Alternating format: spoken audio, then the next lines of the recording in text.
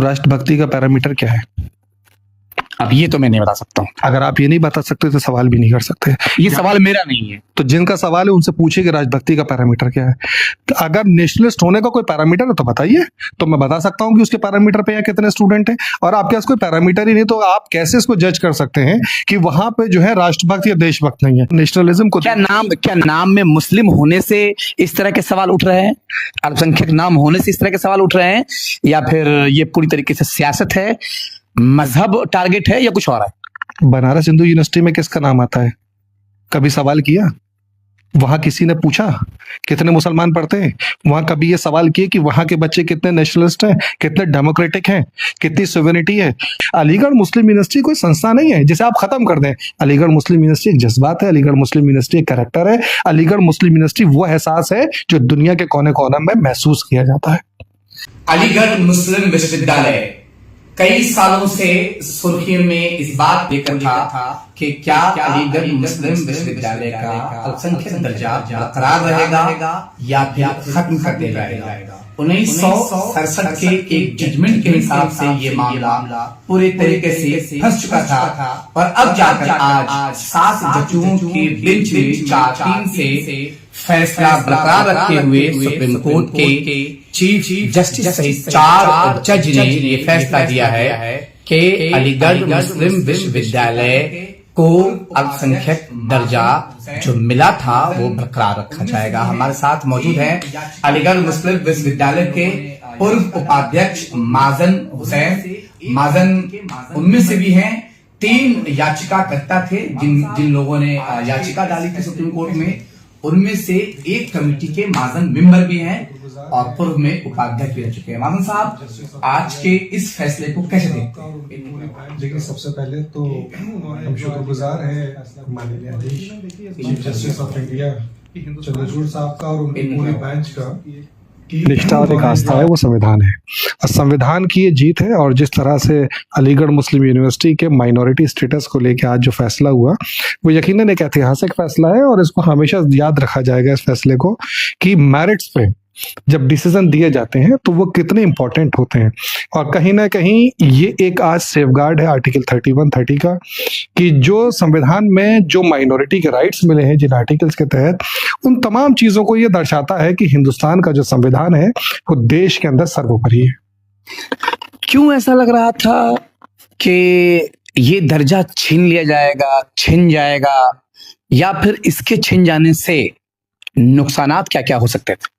देखिए, सबसे पहले तो ये कभी नहीं लगा कि ये दर्जा छिन जाएगा या छीन लिया जाएगा। ऐसा हुआ कि जब 1967 में अजीज बादशाह ने, जब सुप्रीम कोर्ट में ये केस 68 में जब डिसीजन में आया, जब अलीगढ़ मुस्लिम यूनिवर्सिटी के अल्पसंख्यक स्वरूप को यानी कि माइनॉरिटी स्टेटस को खत्म किया गया, उसके बाद एक लंबी लड़ाई थी, क्योंकि हम मेरिट्स पे हमें मालूम था कि अलीगढ़ मुस्लिम यूनिवर्सिटी अपने आप में एक माइनॉरिटी इंस्टीट्यूट है जो establish and administered by always minority रहा, मुस्लिम रहा स्पेशली। तो उसमें कोई नाराज वो कोई शक शुबा था ही नहीं। एक सियासत हुई, उसके तहत एक जो भी फैसला आया उस वक्त। सबसे बड़ी बात इस फैसले की ये है, देखिए इस फैसले में अभी भी ये फैसला 100% नहीं है। इस फैसले में जो सबसे बड़ी जीत है वो ये है, जो अजीज बादशाह को लेके जो उस वक्त का जजमेंट था जो 1967 में आया, जिसकी वजह से अलीगढ़ मुस्लिम यूनिवर्सिटी का उसका माइनॉरिटी स्टेटस खत्म हुआ, आज चीफ जस्टिस ऑफ इंडिया ने 7 बेंच ने इस बात को माना कि उस वक्त जो फैसला हुआ वो गलत हुआ। ये जीत है। ये माना जो अजीज बादशाह वाला केस था उसमें फैसला गलत हुआ और उसको ओवररूल कर दिया। जब रूल्ड आउट हो गया वो, तो रूल्ड आउट होने के बाद ये बात साफ हो गई, जब वो चीज ही खत्म हो गई जिसके बेसिस पे 2005 में खुद हाई कोर्ट ने हमारे इस दर्जे को दोबारा जब रोक लगाई 81 के एक्ट के बाद, तो आज वो चीज ही, वो आधार ही खत्म हो गया। तो ये बात क्लियर हो गई कि 1920 के बाद से और 1950 में जब हिंदुस्तान का संविधान बना, जब पार्लियामेंट से एक्ट पास हुआ और जो अलीगढ़ मुस्लिम विश्वविद्यालय एक अल्पसंख्यक स्वरूप के साथ जिस शैक्षिक संस्था को माना गया, वो आज वहीं आके खड़ा हो गया। ये जीत है हमारी। रही बात अभी, क्योंकि चीफ जस्टिस ऑफ इंडिया की तरफ से जो गाइडलाइंस आई हैं उसमें कि ये माइनॉरिटीज ने एस्टैब्लिश किया है या नहीं, इस पे भी रेगुलर बेंच में 3 जजेस की बेंच में फैसला होना है। हमें उम्मीद है कि जिस तरह से एक लंबे अरसे के बाद हिंदुस्तान के संविधान के तहत जब मेरिट्स पे हमें जीत मिली है, हम इंशाअल्लाह ताला अल्लाह से उम्मीद भी रखते हैं और अपने संविधान पे यकीन भी है कि आने वाले वक्त में इस देश के अंदर एक और बेहतरीन फैसला होगा और अलीगढ़ मुस्लिम विश्वविद्यालय को पूर्ण रूप से यानी कि एक मुकम्मल तौर पे वो हक मिलेगा कि जो अलीगढ़ मुस्लिम यूनिवर्सिटी डिजर्व करती है। आप हमें ये बताएं, नई शिक्षा नीति लागू हुई है, पूरे भारत में नई शिक्षा नीति अपने लेवल पर काम कर रही है, तो नई शिक्षा नीति के हिसाब से सारी संस्थानें अलग तरीके से काम करेंगी, अलीगढ़ मुस्लिम विश्वविद्यालय अलग तरीके से काम करेगा। तो यहाँ से पढ़कर निकलने वाले जो छात्र होंगे या फिर वो लोग जो नौकरी के तलाश में होंगे, बड़े बड़े कंपनी में जाएंगे, क्या इनको वो इम्पोर्टेंस, वो प्राथमिकताएं, वो दर्जा मिल जाएगा जो बाकी दूसरे सारे एक जैसे संस्थानों से पास करने वाले बच्चों को मिलेगा? पहले तो मैं आपकी एक जो छोटी सी गलतफहमी उसे दूर करना चाहूंगा कि देश के अंदर जो नई शिक्षा नीति लागू हुई, ये किसने कहा कि अलीगढ़ मुस्लिम विश्वविद्यालय उस शिक्षा नीति को नहीं मानता? ये किसने कहा कि अलीगढ़ मुस्लिम विश्वविद्यालय में वो शिक्षा नीति लागू नहीं हुई? ये किसने कहा कि अलीगढ़ मुस्लिम विश्वविद्यालय यूजीसी और मिनिस्ट्री ऑफ एजुकेशन के अधीन या उनके आधार पे नहीं है? इसी बात की बहस हो भी रही है। देखिए, अगर इस बात की बहस है तो निराधार है। या तो पहले लोगों को पढ़ना चाहिए, इस चीज को जानना चाहिए। मैं बाहर से खड़े होकर किसी के ऊपर भी बहतान लगाऊं, इल्जाम लगाऊं बगैर जाने कि वो क्या है, तो ये तो गलत है ना। जब आप उस इंस्टीट्यूट के बारे में जानते ही नहीं तो फिर आप उस पर डिस्कशन क्यों कर रहे हैं? और अगर आप जानते हैं तो इस बात को कंफर्म कर लीजिए, अलीगढ़ मुस्लिम यूनिवर्सिटी के अंदर न्यू एजुकेशन पॉलिसी पूर्णतः रूप से लागू है। यहाँ पे हर वो काम होता है जो न्यू एजुकेशन पॉलिसी के तहत है। ये किसने कहा? पहले अलीगढ़ मुस्लिम यूनिवर्सिटी को जानिए तो, या समझिए तो कि और ऐसी कौन सी संस्थान है जो यूजीसी से अलग हो जाएगी। देखिए, एक बात बहुत क्लियर समझिए, हर यूनिवर्सिटी जो सरकार के स्टैट्यूट से उसके अधीन आती है। हमारी लड़ाई हमारे माइनॉरिटी स्टेटस की इस बात की कि हम वो कैरेक्टर बहाल चाहते हैं जो कैरेक्टर 1875 में सर सैयद ने बनाया। उसके बाद 1920 में उसको हमने गवर्नमेंट से एक अलीगढ़ मुस्लिम यूनिवर्सिटी के नाम पे लिया, जिसके एक्सचेंज में एक अमाउंट बकायदा गवर्नमेंट को दिया गया। उसके बाद 1950 में जब आजाद भारत हुआ तो उसके संविधान के तहत पार्लियामेंट में एक एक्ट पास हुआ जिसमें हर तरीके से अलीगढ़ मुस्लिम यूनिवर्सिटी को एक एक्ट का प्रोटेक्शन, और ये माना गया कि अल्पसंख्यक दर्जे के साथ ये शैक्षिक संस्था है, ये एक लड़ाई है। लेकिन बाकी अलीगढ़ मुस्लिम यूनिवर्सिटी के अंदर जो पढ़ाई का माहौल है, अलीगढ़ मुस्लिम यूनिवर्सिटी के अंदर जो तमाम गतिविधियां हैं वो सरकार के अधीन ही तो हैं। यूजीसी से या मिनिस्ट्री ऑफ एजुकेशन से अलग कैसे कोई संस्था चल सकता है? ये कैसा मिथ है? ये कैसी बातचीत है कि आप एक शैक्षिक संस्था पे इतनी बड़ी बात कह सकते हैं कि वो यूजीसी की गाइडलाइंस को फॉलो नहीं कर रहा? क्या ये पॉसिबल है? क्या 100% गाइडलाइन फॉलो हो जाएगी? 100%। But somehow Aligarh Muslim university एक ऑटोनोमस बॉडी है। जैसे न्यू एजुकेशन पॉलिसी में, जैसे अभी आप ये मुझे बताइए कि नीट का एंट्रेंस क्या अलीगढ़ मुस्लिम यूनिवर्सिटी फॉलो नहीं कर रहा है? एक नेशनल एंट्रेंस एलिजिबिलिटी टेस्ट है, पूरे हिंदुस्तान में हो रहा है। अलीगढ़ मुस्लिम यूनिवर्सिटी में जो बच्चे एमबीबीएस में आते हैं वो थ्रू नीट ही तो आते हैं। लेकिन बाकी अलीगढ़ मुस्लिम यूनिवर्सिटी में अपने एंट्रेंस टेस्ट हैं। अब जैसे ग्रेजुएशन के टेस्ट पे कॉमन एडमिशन टेस्ट की बात आई, अब उसमें टेक्निकल इश्यूज हैं बहुत सारे संस्थाओं में सिर्फ 3 या 4 कोर्सेज में, हमारे यहाँ उससे ज्यादा कोर्सेज पढ़ाए जाते हैं। कॉमन एडमिशन टेस्ट कितने सेंटर्स पे हो रहा है जो सीयूईटी कहा गया? भाई, अगर आप सारे सब्जेक्ट्स पढ़ा पा रहे हैं तभी तो आप कॉमन एंट्रेंस टेस्ट करा सकते हैं। भाई, कहीं पे 30 है, कहीं पे 3 है, तो उनको आप कंपैरेटिव स्टडी में कैसे ला सकते हैं? तो बहुत सारी चीजें अभी यूजीसी और एजुकेशन मिनिस्ट्री के अधीन है। अलीगढ़ मुस्लिम यूनिवर्सिटी, फिर समझिए, एक पार्लियामेंट्री एक्ट पास्ड यूनिवर्सिटी है। इस देश के अंदर 2 ही यूनिवर्सिटी हैं जिनका एक्ट पार्लियामेंट से पास्ड है, Aligarh Muslim university and Banaras Hindu university. और अलीगढ़ मुस्लिम यूनिवर्सिटी एक ऑटोनोमस बॉडी है। अलीगढ़ मुस्लिम यूनिवर्सिटी में जो एजुकेशन है वो कहीं ना कहीं उसके अपने ऑर्डिनेंसेस भी हैं, अपने प्रोविजंस भी हैं, जिसके तहत अलीगढ़ मुस्लिम यूनिवर्सिटी अपनी एजुकेशन साइकिल को चलाती है। क्यों एएमयू को अल्पसंख्यक दर्जा चाहिए? उससे अल्पसंख्यकों का, मुसलमानों का क्या भला हो रहा था, है और होगा? पहले तो क्यों नहीं मिलना चाहिए? अगर कोई चीज आपने बनाई है, लड़ाई कैरेक्टर की तो है। हमें रिजर्वेशन कब कहा? हम तो कैरेक्टर मांग रहे हैं ना। और जो चीज हमारी खुद की बनाई हुई है, हम लोगों ने बनाई, तो अगर हम उसको कह रहे हैं कि ये हमारी है तो उसमें गलत क्या है? पहली चीज। और आर्टिकल 31 जब माइनॉरिटी राइट्स को रिजर्व करता है, उसको सेफगार्ड देता है, तो क्यों आर्टिकल 31 को लोग नहीं पढ़ते? आर्टिकल 30 को पढ़िए ना पहले, उसमें आपने संविधान में क्या हक और हुकूक दिए उसको पढ़िए पहले, उसके बाद इस पे डिस्कशन कीजिए कि क्यों मिलना चाहिए। दूसरी चीज, आपने पूछा कि मुसलमानों को फलाह बहबूदी क्या है या उनको फायदा क्या है।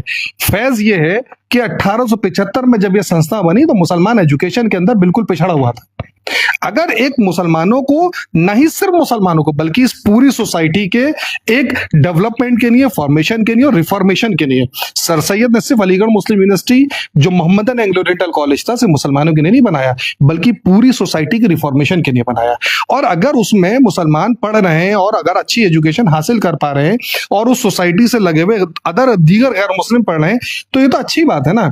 और क्या अलीगढ़ मुस्लिम यूनिवर्सिटी इस देश के अंदर वाहिद एक ऐसा इंस्टीट्यूट है जिसको अल्पसंख्यक दर्जे की बात हुई है या मिला है? क्या ऐसे नंबर ऑफ इंस्टीट्यूट नहीं है जिनको अल्पसंख्यक दर्जा इस देश के अंदर नहीं मिला या नहीं मिलना चाहिए? क्यों नहीं मिलना चाहिए? अगर आप अपने आप में कोई चीज बना रहे हैं और उसका एस्टैब्लिशमेंट आपने किया है तो उसका हक आपको मिलना चाहिए, इसमें बुरी बात क्या है? लेकिन सारी यूनिवर्सिटीज, फिर मैंने जैसे पहले कहा कि जो गवर्नमेंट के स्टैट्यूट्स हैं under UGC, under ministry of education, सारी यूनिवर्सिटी उसके अधीन आती है, ये भी उसी के अधीन है। भाई आपको अपना हक चाहिए, कैरेक्टर चाहिए, ना कि हम ये कह रहे हैं कि साहब हम यूनिवर्सिटी खुद चलाएंगे। बहुत सारे लोग ये कहते हुए दिखे जा रहे हैं कि भैया जब आपको दुनिया के, हिंदुस्तान के सारे यूनिवर्सिटी में खुलकर एंट्रेंस देकर एडमिशन लेने की आज़ादी है, पढ़ने की आज़ादी है, तो आप किसी एक यूनिवर्सिटी को खास करके आप अपने नाम से क्यों करवा रहे हो? तो ऐसे में जो बाकी जो दूसरे गैर मुस्लिम बच्चे हैं या फिर गैर अल्पसंख्यक बच्चे हैं वो वहां तक नहीं जा पाएंगे या फिर वो अपने हक से महरूम रहते हैं। फिर देखिए वही एक बात आई कि ये किसने कहा कि अलीगढ़ मुस्लिम यूनिवर्सिटी में और बच्चे पढ़ते नहीं हैं? अलीगढ़ मुस्लिम यूनिवर्सिटी के जितने नंबर ऑफ प्रोफेशनल कोर्सेज हैं, एमबीबीएस, मोर देन 55% बच्चे जो हैं वो अदर देन मुस्लिम हैं। मतलब एमबीबीएस में 55% से ज्यादा बच्चे गैर मुस्लिम हैं, जी, मतलब अदर देन मुस्लिम है, दूसरे धर्म के लोग। जी, बात वही हुई। इंजीनियरिंग फैकल्टी में 50-50 का रेशो है, एकदम 50-50 का जी। अभी। जी, फैकल्टी ऑफ मैनेजमेंट में 40-60 का रेशो है, 40% नॉन मुस्लिम बच्चे, 60% मुस्लिम बच्चे। फैकल्टी ऑफ लॉ में ऑलमोस्ट सेम रेशो है कि हिंदू बच्चे भी इतने हैं, मुस्लिम बच्चे भी इतने हैं। आपके मैस कम्युनिकेशन में लगभग इतना ही रेशो है। अगर मैं अलीगढ़ मुस्लिम यूनिवर्सिटी के तमाम प्रोफेशनल कोर्सेज की बात कर रहा हूं, एक आप रेशो निकालिए, मोर देन 40% हिंदू बच्चे या अदर देन मुस्लिम जो है कम्युनिटी के बच्चे यहाँ पढ़ रहे हैं। ये किसने कहा कि वहां के बच्चे यहाँ नहीं पढ़ रहे? पहली चीज। सेकंड, अलीगढ़ मुस्लिम यूनिवर्सिटी की जो एडमिशन पॉलिसी है बिल्कुल फेयर एंड फ्री है। अलीगढ़ मुस्लिम यूनिवर्सिटी के जितने एंट्रेंस टेस्ट हैं उसमें तमाम बच्चों को बिल्कुल जो बाइजनेस कहीं नहीं है, और जितनी ट्रांसपेरेंसी अलीगढ़ मुस्लिम यूनिवर्सिटी के एंट्रेंस टेस्ट में दुनिया के किसी इंस्टीट्यूशन में नहीं है। आप यहाँ पे जब एंट्रेंस टेस्ट देते इमीडिएट आपको एक ओएमआर शीट की कार्बन कॉपी मिलती है, 2 दिन बाद वो रिजल्ट आपका इंटरनेट पे आ जाता है जिसको आप आंसर की से क्रॉस चेक कर सकते हैं। आपको 2 दिन के अंदर ये पता होता है कि मैं कितना स्कोर कर आया हूं। इससे ज्यादा ट्रांसपेरेंसी आप मुझे बताइए कहां होती है? सेकेंडली, अलीगढ़ मुस्लिम यूनिवर्सिटी की हर शॉर्टलिस्ट जब होती है आप उसको चैलेंज करके देखिए, कहीं आपने आज तक अलीगढ़ मुस्लिम यूनिवर्सिटी के अंदर एडमिशन को लेकर कोई क्वेश्चन मार्क देखा हो, किसी एक बच्चे के साथ बाइजनेस देखी हो, किसी एक बच्चे को कम्युनिटी वाइज आपने सुना हो कि मैं एक बात शेयर करूंगा। मैं 2004 में मैं यहाँ पे लॉ के लिए टेस्ट दे रहा था। मेरे मामू यहाँ के बहुत नामवर प्रोफेसर हुआ करते थे और तब मेरा टेस्ट नहीं निकल पाया था। तो उसमें कहीं ना कहीं आपकी काबिलियत की कमी रही। हो सकता है कि आपके ताल्लुकात मजबूत थे लेकिन आपकी नॉलेज उतनी मजबूत नहीं थी। अगर आप मेरिट्स में होते तो मैं लिख के दे रहा हूं, आपको मामू का हवाला नहीं देना पड़ता। तो इट मींस के यहाँ पर पैरवी नहीं चल सकती है। पैरवी चलने का तो बहुत दूर की बात है, यहाँ पे मेरिट्स के अलावा कोई बात ही नहीं होती है। आप इवन वाइस चांसलर के भी अगर मतलब बच्चे होते या उसके रिलेटिव होते तो भी आपका एडमिशन पॉसिबल नहीं है अगर आप मेरिट्स में नहीं है तो। ये अलीगढ़ मुस्लिम यूनिवर्सिटी, अगर बीए में मैंने एडमिशन लिया था तो वहां आपकी नॉलेज उतनी अप्रोप्रिएट होगी या एटपार होगी जहां आप एडमिशन ले सकते थे। अब आप खुद समझ सकते हैं कि जिस यूनिवर्सिटी में आपको लॉ में एडमिशन नहीं मिला लेकिन ग्रेजुएशन में मिला, इट मींस जितना आपकी कैपेबिलिटी और आपकी नॉलेज थी आप उसको पार कर गए, वहां आप बीट कर गए जहां आपकी नहीं थी, वहां सॉरी हो गया। अलीगढ़ मुस्लिम यूनिवर्सिटी की faculty of law top 5 institutes में आती है इंडिया के। इस बात को आपको समझना होगा। तो वहां से निकला हुआ वकील, जज और जो स्टूडेंट है वो बहुत अच्छी पोजीशंस में जजेस है और बहुत अच्छी पोजीशन में एडवोकेट है। ये नंबर्स ऑफ मतलब ऐसे नाम आपको मिलेंगे जिनको आपको सुनने को मिलेगा। तो ये पैरामीटर नहीं हो सकता कि अगर मेरा एडमिशन नहीं हुआ जस्ट बिकॉज कि मेरे कोई रिलेटिव जो है अलीगढ़ मुस्लिम यूनिवर्सिटी में एक अच्छे पद पे। तो ये तो आपने खुद कहा कि अलीगढ़ मुस्लिम यूनिवर्सिटी कितनी ट्रांसपेरेंट है कि अलीगढ़ मुस्लिम यूनिवर्सिटी में आपकी एक बहुत मोतबर सोर्स होने के बावजूद आप एडमिशन नहीं ले पाए। यही अलीगढ़ मुस्लिम यूनिवर्सिटी की ट्रांसपेरेंसी है और यही ईमानदारी है कि अलीगढ़ मुस्लिम यूनिवर्सिटी बाइज नहीं है। अलीगढ़ मुस्लिम यूनिवर्सिटी एक जेन्युइन इंस्टीट्यूट है जिसने इस देश को राष्ट्रपति से लेकर इस देश को बेहतरीन स्कॉलर्स दिए हैं। बहुत सारे लोग ये आरोप लगाते हैं कि यूनिवर्सिटी के अंदर जो स्टूडेंट पढ़ते हैं वो ऐसे स्टूडेंट तैयार किए जाते हैं जो उतने राष्ट्रभक्त नहीं हैं जितने दूसरे यूनिवर्सिटी में राष्ट्रभक्त पैदा होते हैं। राष्ट्रभक्ति का पैरामीटर क्या है? अब ये तो मैं नहीं बता सकता हूँ। अगर आप ये नहीं बता सकते तो सवाल भी नहीं कर सकते। ये सवाल मेरा नहीं है। तो जिनका सवाल है उनसे पूछिए कि राजभक्ति का पैरामीटर क्या है। तो अगर नेशनलिस्ट होने का कोई पैरामीटर है तो बताइए, तो मैं बता सकता हूं कि उसके पैरामीटर पे या कितने स्टूडेंट हैं। और आपके पास कोई पैरामीटर ही नहीं तो आप कैसे इसको जज कर सकते हैं कि वहां पे जो है राष्ट्रभक्त या देशभक्त नहीं है। मैं इस बात को बहुत सिंपली इसलिए कह रहा हूं ना, ऐसे सवालों का जवाब ही नहीं देना जिनका कोई आधार नहीं बनता और निराधार सवालों का जवाब इस तरह के सवाल लोग क्यों करते हैं? लोग ये एक आज गंदी राजनीति है और बहुतान लगाना तो बहुत आसान काम है किसी के ऊपर। अगर अलीगढ़ मुस्लिम यूनिवर्सिटी के आपको नेशनलिज्म को क्या नाम में मुस्लिम होने से इस तरह के सवाल उठ रहे हैं? अल्पसंख्यक नाम होने से इस तरह के सवाल उठ रहे हैं या फिर ये पूरी तरीके से सियासत है, मजहब टारगेट है या कुछ और है? बनारस हिंदू यूनिवर्सिटी में किसका नाम आता है? कभी सवाल किया? वहां किसी ने पूछा कितने मुसलमान पढ़ते हैं? वहां कभी ये सवाल किए कि वहां के बच्चे कितने नेशनलिस्ट हैं, कितने डेमोक्रेटिक हैं, कितनी सोवेरेनिटी है? आप जो एम्बलम है पूरा जो आपका संविधान है कभी उससे रिलेटेड वहां सवाल किया? कभी पूछा वहां हिंदू लोग क्या क्यों ना? हमें तो कोई एतराज नहीं है। हम तो प्राउडली कहते हैं कि बनारस हिंदू यूनिवर्सिटी भी एक अच्छा और बेहतरीन इंस्टीट्यूट है और हम फख्र से कहते हैं कि इस देश के अंदर ऐसी यूनिवर्सिटीज हैं, ऐसे शैक्षिक संस्थान है कि जहां से बेहतरीन स्कॉलर निकलते हैं। तो why Aligarh Muslim University always, why not Banaras Hindu University? पहले कोशिश कीजिए कि इन सवालों के जवाब लीजिए। और फिर मैं एक बात कहता हूं, ये हिंदुस्तान है, यहाँ का संविधान ये कहता है कि अपने आप को आजादी से जिए, इस देश के लिए जिए, डेमोक्रेटिक रहिए। यहाँ पे हमें सोवेरेनिटी बनानी है, कम्युनल हार्मनी बनानी है। हमने हमेशा उसका काम किया। अलीगढ़ मुस्लिम यूनिवर्सिटी जितनी ही खूबसूरत और जितनी बेहतरीन इंस्टीट्यूशन के तौर पे इस देश में है उतना ही खूबसूरत हमारे लिए बनारस हिंदू यूनिवर्सिटी भी है। हमारे लिए किसी भी इंस्टीट्यूट में कोई फर्क नहीं है। हम JNU, DU, BHU, इलाहाबाद, हम किसी में फर्क नहीं करते क्योंकि हम जानते हैं कि इस देश में एक वाहिद बरादरी है जिसका कोई मजहब नहीं होता, वो है छात्र, वो है स्टूडेंट जिसका कोई मजहब नहीं। इस देश के तालिब इल्म ही इस देश का मुस्तकबिल है। हम मुस्तकबिल के साथ खिलवाड़ नहीं कर सकते, ये समझना चाहिए आप लोग। एक और आखिरी सवाल है, इस यूनिवर्सिटी के होने से अल्पसंख्यकों को, ऐसे तबके को जिनके पास बहुत ज्यादा साधन नहीं है, पैसे नहीं है या फिर उस तरह से उनकी पहुंच नहीं है, अप्रोच नहीं है, वो ज्यादा खर्च नहीं कर सकते हैं, किस तरह से फायदे हो सकते हैं और यहां से पढ़ने के बाद वो क्या क्या बेहतर कर सकते हैं? देखिए, इस यूनिवर्सिटी के होने का सबसे बड़ा फायदा तो आपने खुद कह दिया कि ये सबसे चीपेस्ट यूनिवर्सिटी है इन फॉर्म ऑफ फी। आज आप मुझे जनरली बताइए कि मेडिकल की क्या फीस है प्राइवेट इंस्टीट्यूट्स की या अदर इंस्टीट्यूट में? अगर किसी बच्चे को MBBS करना हो तो लाखों में है, करोड़ों में, मतलब लाखों में तो है, कम से कम भी किसी की फीस है। अलीगढ़ मुस्लिम यूनिवर्सिटी में हजारों में कंप्लीट हो जाता है पूरा MBBS। हजारों में? जी, नॉट अ लाख, हजारों में कंप्लीट हो जाता है। Same as it is BTech करने के लिए किसी भी इंस्टीट्यूट में आप जाते हैं तो कितनी फीस है वहां पे? लाखों में।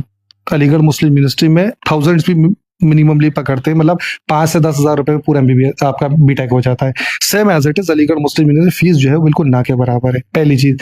दूसरा, अब आप एक जनरल बात समझिए, आप एक अच्छे स्टूडेंट हैं, ब्राइट स्टूडेंट हैं, आप एक मेरिटोरियस स्टूडेंट हैं, बट समहाउ आप फाइनेंशियली साउंड नहीं है। ये खता है आपके अंदर ये कमी है क्या? अगर आप फाइनेंशियल साउंड नहीं है, अगर आप मेरिटोरियस स्टूडेंट है तो इंस्टीट्यूट आपको अलाउ कर रहा है कि आप आइए और एक बहुत नॉमिनल अमाउंट में, उसमें भी बहुत सारी स्कॉलरशिप्स मिलती हैं, उसमें बहुत सारे प्रोविजंस हैं जो बच्चों की फीस माफ हो जाती हैं। ऐसे हजारों बच्चे अलीगढ़ मुस्लिम यूनिवर्सिटी पढ़े जो मेरिटोरियस थे लेकिन समहाउ फाइनेंशियली साउंड नहीं थे। अलीगढ़ मुस्लिम यूनिवर्सिटी ने हेल्प आउट किया in term of scholarship, in form of other source of, मतलब जो पेमेंट कर सकती है अलीगढ़ मुस्लिम ये फी माफ करके। तो ऐसे हजारों बच्चे हैं जो आज अपने करियर को परस्यू कर रहे हैं, बेहतरीन जगहों पर बैठे हुए देश का नाम कर रहे हैं। और ऐसे इंस्टीट्यूट से पढ़ने के फायदे मैं आपको बता दूं, डॉक्टर जाकिर हुसैन पहले राष्ट्रपति थे मुस्लिम इस देश के जो अलीगढ़ मुस्लिम यूनिवर्सिटी ने दिए। सैयद हामिद वाइस प्रेसिडेंट थे जो इस देश ने दिए। शफी साहब एक ऐसे स्कॉलर थे ज्योग्राफी के कि इस देश के अंदर पूरा नाम रहा उनका। शहरियार साहब उर्दू डिपार्टमेंट के नामी ग्रामी प्रोफेसर में रहे। प्रोफेसर अबुल कासमी साहब रहे, और ऐसे दीगर नाम है। आप मुझसे पूरी फहरिस्त पूछेंगे, किसी दिन आप इत्मीनान से बैठिए, मैं आपको सिर्फ अलीगढ़ मुस्लिम यूनिवर्सिटी के स्कॉलर्स की लिस्ट सुना दूंगा, तो हो सकता है आपको सिर्फ एक लाइव शो स्कॉलर्स के नाम जानने के लिए करना पड़े। तो अलीगढ़ मुस्लिम यूनिवर्सिटी का कैरेक्टर बहुत मजबूत है। अलीगढ़ मुस्लिम यूनिवर्सिटी एक इंटरनेशनल कैरेक्टर की यूनिवर्सिटी है। अलीगढ़ मुस्लिम यूनिवर्सिटी के इंटरनेशनल स्कॉलर्स हैं। अलीगढ़ मुस्लिम यूनिवर्सिटी के स्टूडेंट्स ने भी नासा के अंदर, आपने नाम सुने होंगे, वहां अलीगढ़ मुस्लिम यूनिवर्सिटी का नाम है। इस देश की पॉलिटिक्स में अलीगढ़ मुस्लिम यूनिवर्सिटी का नाम है। इस देश के इकोनॉमिक्स में अलीगढ़ मुस्लिम यूनिवर्सिटी का नाम है। इस देश के हर कोने कोने में, छोड़िए दुनिया के कोने कोने में, अलीगढ़ मुस्लिम यूनिवर्सिटी का नाम है। अलीगढ़ मुस्लिम यूनिवर्सिटी कोई संस्था नहीं है जिसे आप खत्म कर दें। अलीगढ़ मुस्लिम यूनिवर्सिटी एक जज्बात है। अलीगढ़ मुस्लिम यूनिवर्सिटी एक कैरेक्टर है। अलीगढ़ मुस्लिम यूनिवर्सिटी वो एहसास है जो दुनिया के कोने कोने में महसूस किया जाता है।